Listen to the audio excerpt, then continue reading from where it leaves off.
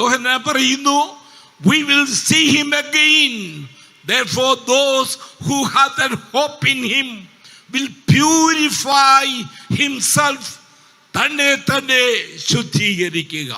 ഈ യോഹന്നാൻ ദർശനം ലഭിച്ചപ്പോൾ യോഹന്നാന്റെ ജീവിതത്തിൽ വന്ന പ്രതികൂലങ്ങളെയും ഒറ്റപ്പെടലിനെയും തിരസ്കരണത്തെയും ഒക്കെ ഓർത്തപ്പോൾ, യോഹന്നാൻ വരുവാൻ പോകുന്ന ഭാവി പ്രത്യാശ ഓർത്തപ്പോൾ, യേശുവിനെ കാണുമെന്നുള്ള തൻ്റെ ആ ഡ്രീം സ്വപ്നത്തെ ഓർത്തപ്പോൾ, പ്രത്യാശയെ വർദ്ധിപ്പിച്ചപ്പോൾ യോഹന്നാൻ മനസ്സിലായി, ഈ ലോകത്തിലെ കഷ്ടങ്ങളൊക്കെ ടെമ്പററിയാണ്.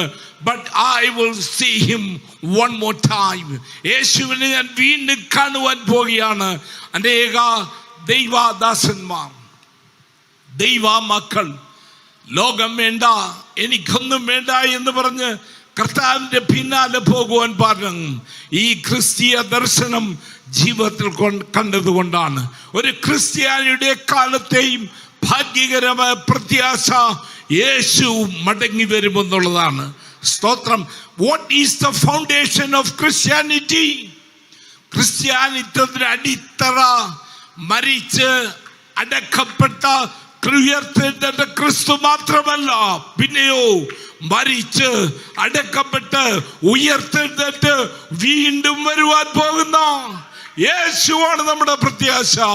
എത്ര പേർക്ക് പകലിന് വിശ്വാസമുണ്ട്? എൻ്റെ കർത്താവ് മടങ്ങി വരും, എൻ്റെ യേശു മടങ്ങി വരും. He will come back. There is no doubt, for sure he will come back.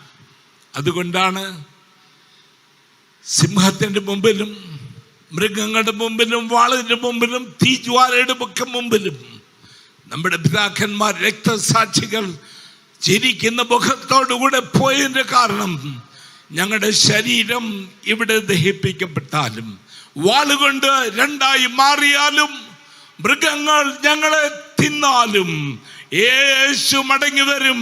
അന്ന് ഞങ്ങൾ ഞങ്ങളുടെ കർത്താവിനെ കാണും. ഈ ബോഡിയിലല്ല, പൗലോസിന്റെ ഭാഷയിൽ, not in this corruptible body, not in this mortal body, but we will see him again in the glorious body. തേജസ്കരിക്കപ്പെട്ട ശരീരത്തോടുകൂടെ കർത്താവിനെ ഞങ്ങൾ കാണും. രോഗികളായി ഭാരത്തിൽ, വേദനയിൽ, ഫിനാൻഷ്യൽ ട്രബിളിൽ, ഒറ്റപ്പെടലിൽ, ആക്ഷേപത്തിൽ, നിന്ദകളിൽ, അപവാദങ്ങളിൽ, സത്യമല്ലാത്ത കാര്യങ്ങളൊക്കെ പ്രചരിപ്പിച്ച് നമ്മെ അപമാനിക്കുമ്പോൾ പേടിക്കേണ്ട. മാനിക്കുന്ന കർത്താവ് ഇതാ മടങ്ങി വരുവാൻ പോകുന്നു. യേശു ഇതാ മടങ്ങി വരുവാൻ പോകുന്നു.